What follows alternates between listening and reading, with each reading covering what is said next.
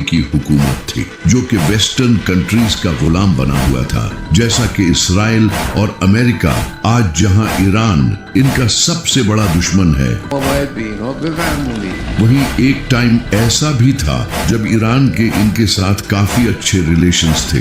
On behalf of all of my fellow Americans in welcoming you to the United States.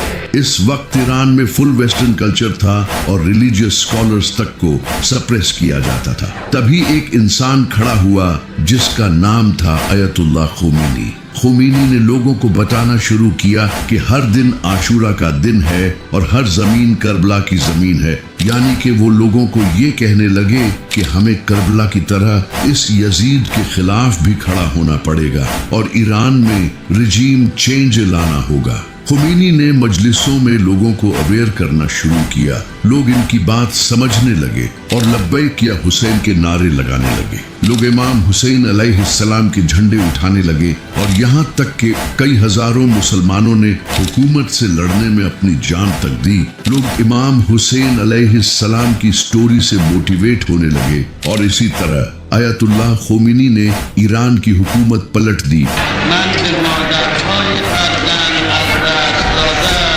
जिसके बाद Iran में western culture खत्म करके इस्लामी हुकूमत लाई गई। ईरान की इस्लामी मूवमेंट से इंस्पायर होकर नाइजीरिया में शेख इब्राहिम ने भी शिया मूवमेंट स्टार्ट की। ये लोग भी इमाम हुसैन के नारे लगाने लगे और प्रोटेस्ट करने लगे, जिसे देखकर दिसंबर 2015 में नाइजीरिया की सिक्योरिटी फोर्सेस ने इन पर अटैक किया और 1000 से ज्यादा शिया मुसलमान शहीद हुए, जिसमें से 3 तो शेख इब्राहिम के बेटे थे। शेख इब्राहिम और उनकी बीवी को गोली मारी गई और बगैर किसी मुकदमे के इन्हें जेलों में डाल दिया गया। इसी तरह इराक के लोगों ने हुकूमत की करप्शन, गुर्बत और अमेरिका की फॉरेन इंटरफेरेंस से तंग आकर हुकूमत के खिलाफ प्रोटेस्ट शुरू कर दिए। Iraq is dealing with a fourth day of violent anti-government protest. ये प्रोटेस्टर्स खुद को हुसैन और हुकूमत को यजीदी बोलने लगे। 100 से ज्यादा लोगों ने अपनी जान दी।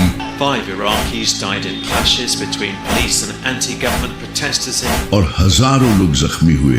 कई लोगों को स्नाइपर्स के जरिए मारा गया और इन प्रोटेस्टर्स के कैंप्स तक जलाए गए, एग्जैक्टली जिस तरह इमाम